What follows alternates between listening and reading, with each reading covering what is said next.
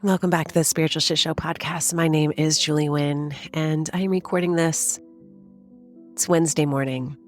I just finished meditating, and I'm sitting here quietly outside, drinking my coffee, and thinking, okay, what now? Because for the last couple of months, I had something to focus on. A few months ago, I got this whisper. It was a really clear, undeniable call from somewhere deep inside to create an event, to gather women together in a space.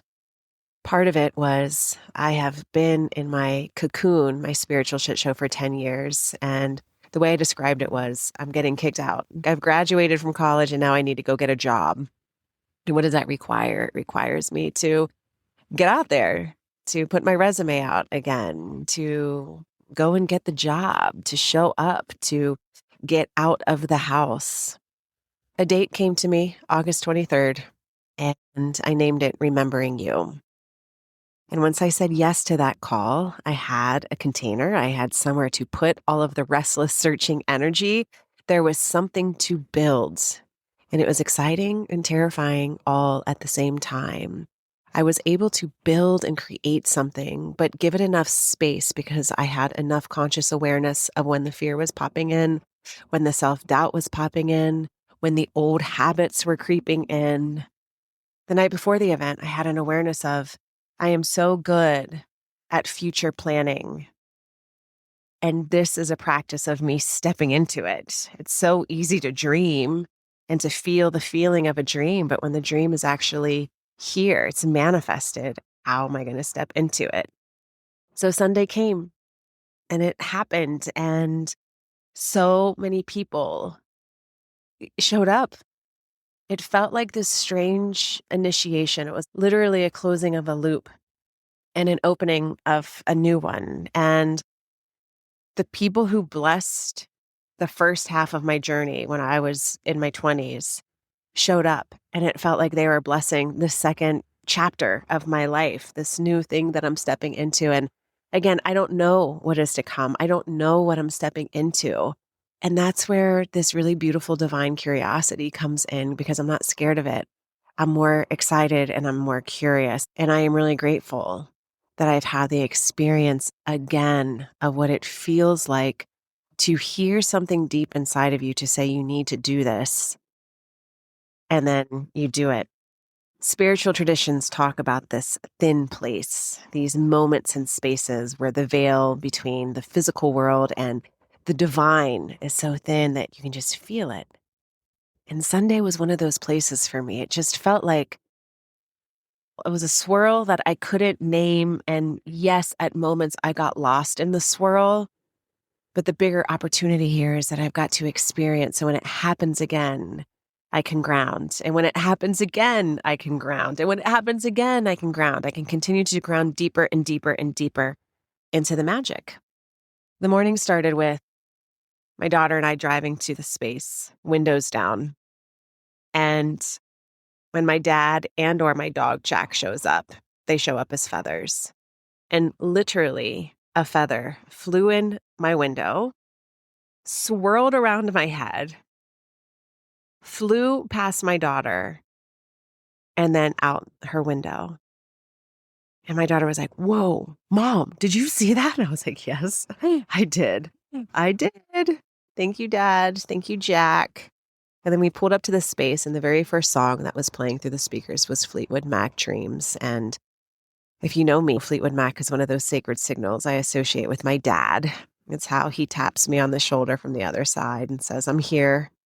Have some fun, dance." And then that night, before we all went to bed, a praying mantis flew out of my plant and landed on my altar. And again, my daughter was like, "Whoa, what is that?" And I was like, "I know," because we both saw something fly. And I was like, "Whoa, what was that?" And she was like, "It's a praying mantis." And there's literally a praying mantis on the altar. And she was like, "What is going on?" And I was like, "I have no idea." Today felt like one of the most magical, mystical days I've experienced in a really long time.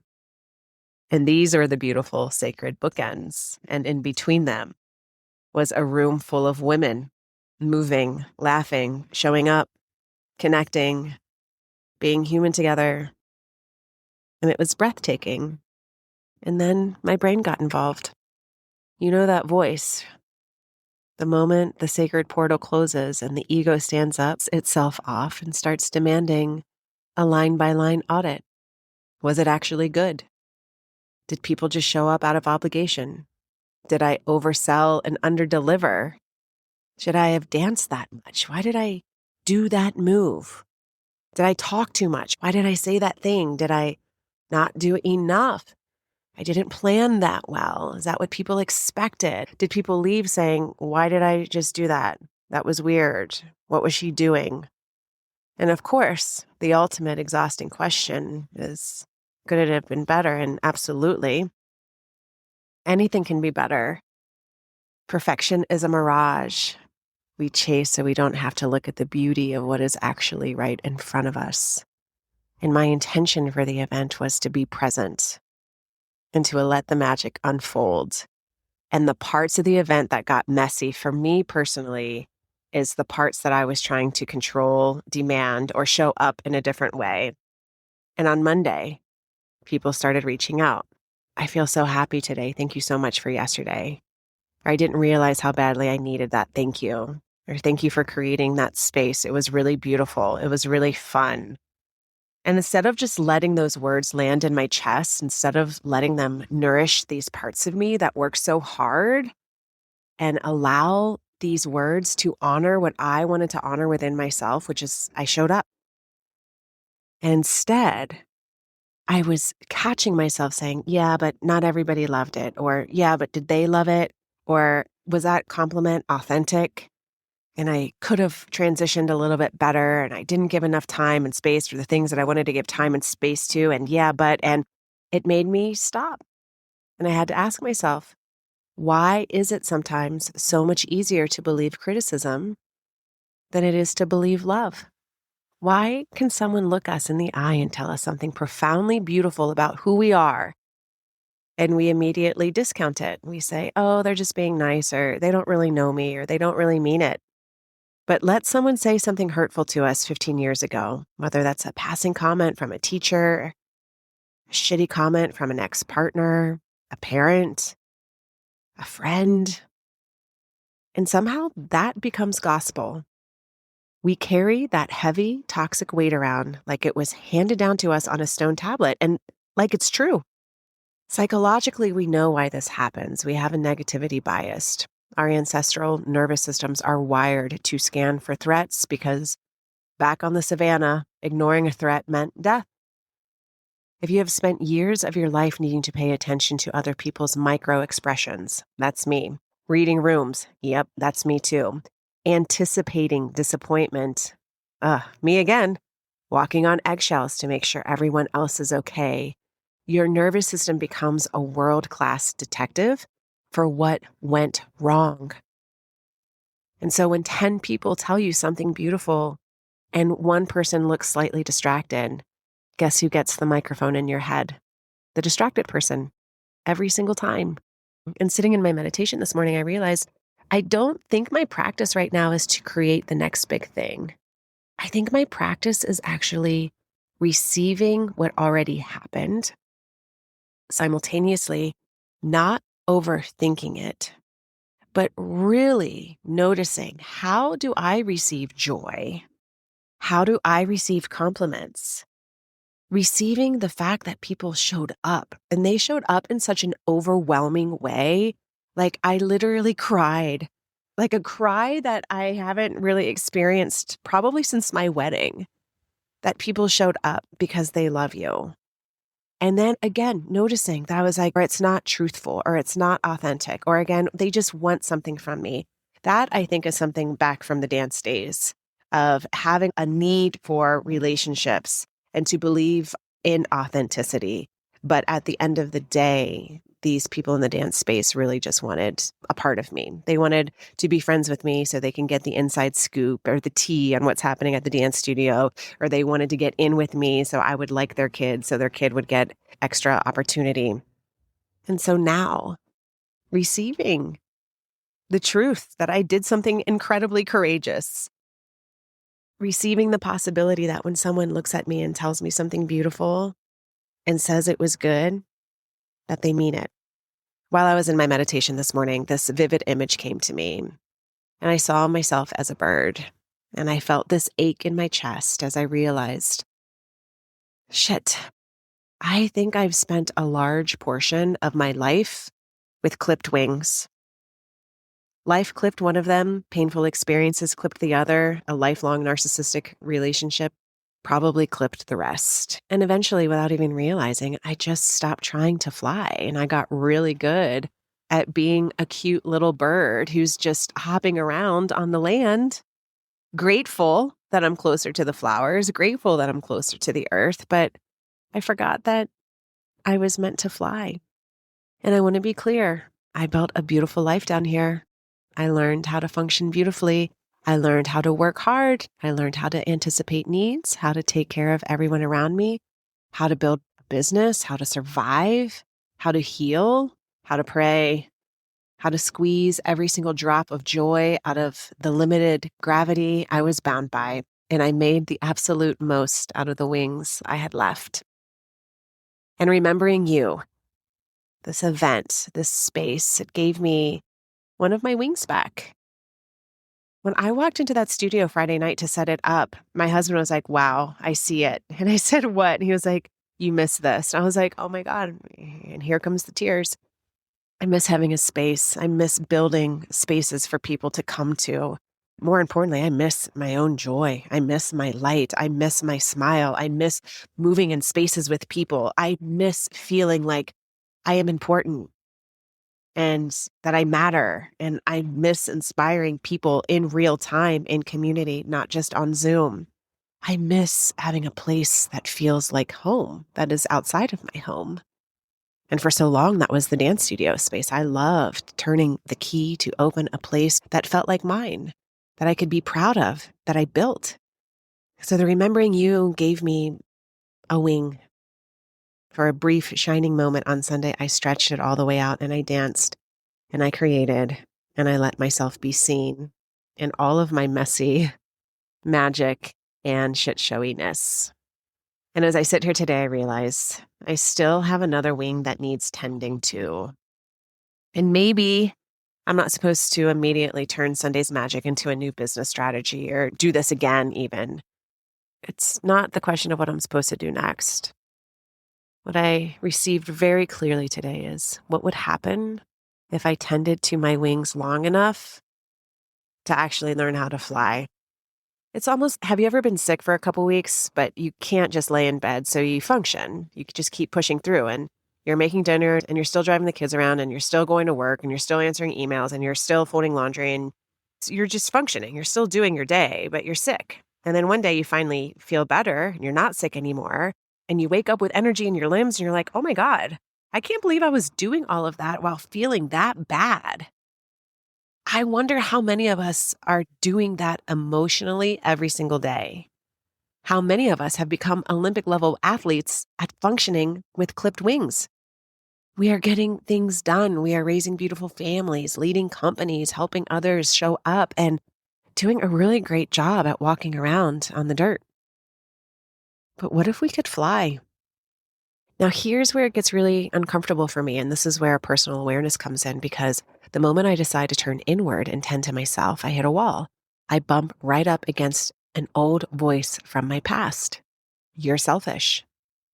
For so long, that was what I was told, that I was the most selfish person ever. And those words don't just vanish because you disconnect from that relationship. When you are told certain things for a really long time, you begin to believe them. And that's what this 10-year spiritual shit show for me has been, is unraveling these things that I've been told over and over and over and over again, that in my soul I didn't believe, but my mind began to question. So when my soul whispers, Julie, tend to yourself, rest, receive, stop trying to turn this magic into a transaction, that little echo still pipes up from the corner of my mind of, you're going to tend to your wings? You're so selfish. And I'm starting to wonder how many of us have confused self-abandonment with generosity. How many of us learned that being a good woman, a good mother, a good partner, a good leader, a good friend means constantly tending to everyone else's wings, making sure everyone else can fly while we sit quietly in the grass, just being grateful that we can still walk. That is not holy. That is not love. That is self-abandonment, and that is depletion. I was really trying to invite in a space of reciprocity for the Remembering You event, and reciprocity has to exist inside of us. I have to be able to receive the compliments, to receive the event as is, realizing I can give and I can receive. I can create something beautiful for me, for you, and I can let your gratitude flow back into my heart without battling it in any way. So that is my sacred practice for the rest of the week. And if any of this resonated with you, it might be some soul food for thought to receive. When someone tells me I made an impact, receive it. Don't minimize it. Don't say, oh, it's nothing, or it could have been better, or it didn't turn out the way I wanted it to be. Don't search for the person who didn't get it. Just let them. Just look them in the eye and say thank you and let it land. Because maybe receiving is the water and the sunlight that grows our feathers back. Maybe every time we allow ourselves to take in love, and I'm underlining the word rest here, pleasure, and joy, we are reclaiming our sky. Remembering who we are isn't always some explosive, dramatic spiritual awakening where suddenly we are soaring effortlessly through the clouds. Maybe it's much quieter than that. Maybe it's just looking down and noticing, I've been walking around, smiling, loving, with clipped wings. And instead of judging yourself for not flying yet, just start tending to them, nourish them, wrap them in your warmth, let them heal you, and stop demanding that they perform before they are ready. And eventually you realize you don't have to spend your whole life on the ground. So my beloved friend, that is the question for you, for me, for us today. Where have you gotten really, really good at functioning? And underneath all that productivity, all that doing, all that surviving, is there a part of you that doesn't want to just function anymore? Is there a wing asking to be tended to? And what would it look like? Not to force yourself to fly today, but simply to give the wing what it needs. Maybe today it looks like rest. Maybe it's movement. Maybe it's finally asking for help or saying a hard no. Maybe it's just letting someone love you without trying to earn it. For me, this week, it is beautifully simple. I am tending to my wings. I am practicing the art of receiving, highlighting the word practicing. And when someone tells me something beautiful, I am going to practice the radical act of believing them. I've gotten pretty damn good at living on the ground, and I'm ready to find out what happens when I finally let myself fly. Thank you for being here with me. Take care of your wings today, and I'll see you next time.